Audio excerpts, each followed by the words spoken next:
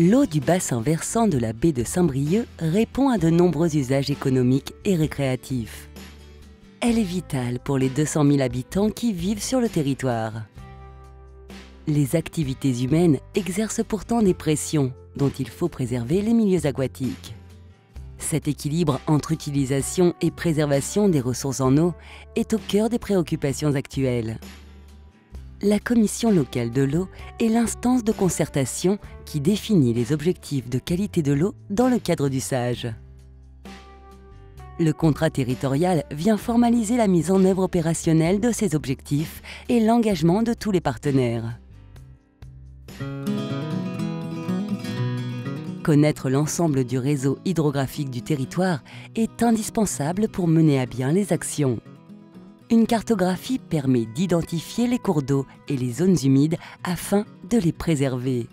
C'est des espaces qui sont vraiment intéressants pour la reconquête de la qualité de l'eau et l'amélioration de sa qualité, puisqu'elles ont un rôle dans l'abattement et le tamponnement des flux de nitrates, outre tous leurs intérêts d'un point de vue biodiversité, régulation des crues, etc.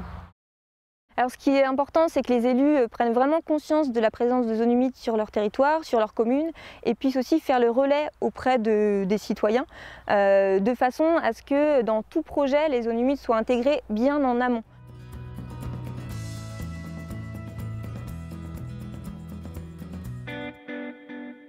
Les milieux aquatiques sont des milieux vivants qu'il faut préserver. On agit à l'échelle du bassin versant pour assurer le bon fonctionnement des écosystèmes. Les collectivités du territoire réalisent de nombreux travaux de restauration, d'aménagement et d'entretien.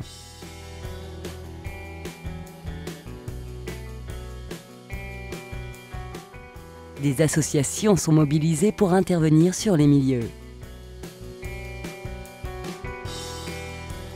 Aujourd'hui, nous sommes en train de restaurer et d'entretenir la rivière le Gouette avec une équipe de 80 bénévoles. L'objectif, c'est de permettre à la vie aquatique de se développer et de perdurer. La continuité écologique est importante pour la migration des espèces et le maintien de leur habitat.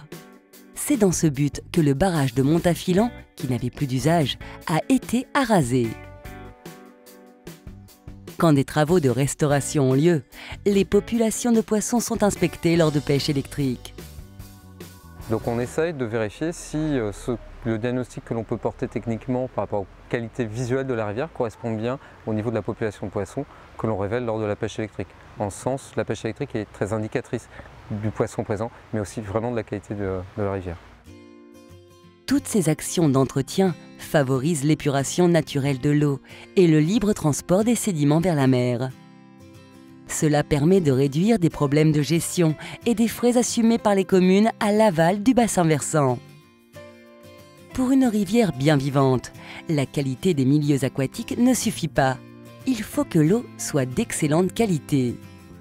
Avant d'être réintégrées dans leur milieu naturel, les eaux usées sont traitées dans des stations d'épuration.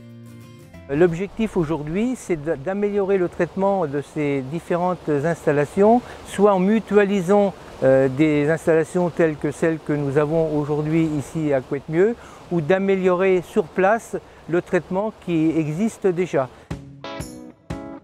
Les eaux de pluie entraînent avec elles des polluants. Elles ruissellent ou s'infiltrent dans le sol plus ou moins vite selon la période de l'année et l'intensité des averses.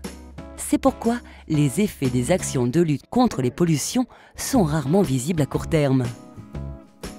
Pour freiner les eaux de ruissellement et limiter l'érosion, des actions de plantation et d'entretien des haies et des talus sont accompagnées par les collectivités et l'association Terre et Bocage. Terre et Bocage, en fait, tous les ans, c'est une quarantaine d'agriculteurs. Ce ne sont pas les mêmes qui plantent tous les ans, donc on plante, après on entretient.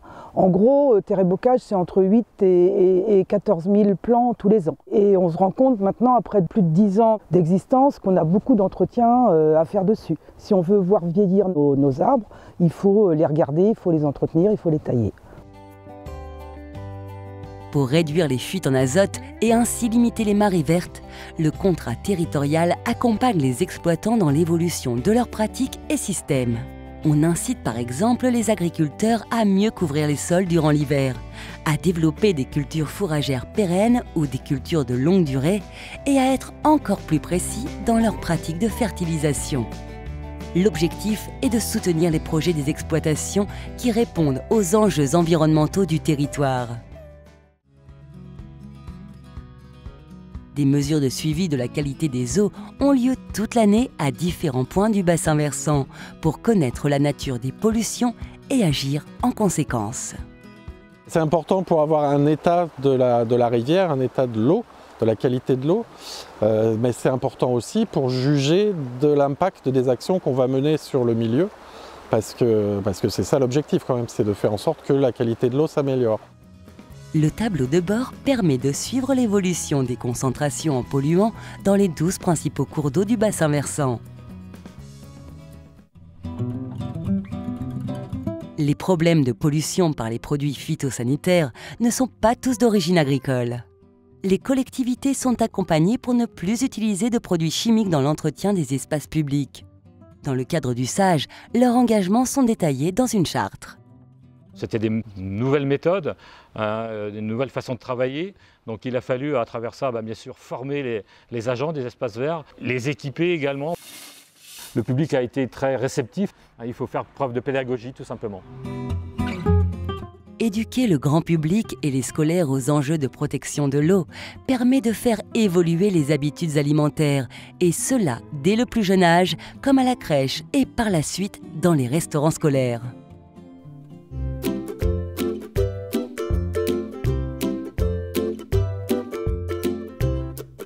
Nous, les collectivités, on se doit quand même de faire attention à ces producteurs locaux, à ces services de proximité. C'est une forme de reconnaissance du travail des producteurs locaux que de s'inscrire dans une telle démarche. Les principaux facteurs de réussite de ce projet, pour moi, c'est déjà la volonté et l'impulsion des élus. La préservation de la qualité des eaux et des milieux humides est l'affaire de tous. Elle doit être intégrée par chacun au cœur même des projets individuels et collectifs portés sur ce territoire. L'implication de tous les acteurs est essentielle pour atteindre les objectifs du SAGE. Ce film n'illustre qu'une partie des actions mises en œuvre sur la baie de Saint-Brieuc. L'ambition, c'était de faire en sorte que dans toutes les politiques publiques qu'on pouvait mener, la thématique de l'eau soit une priorité. Mais il y a une thématique qui est très prégnante, c'est celle des algues vertes. Donc depuis 20 ans, tous les acteurs de ce territoire ont travaillé sur le sujet. En 20 ans, on a divisé par 2 l'azote qui arrive dans la baie de Saint-Brieuc. C'est quand même un résultat qui est positif, même s'il faut encore aller plus loin et au-delà.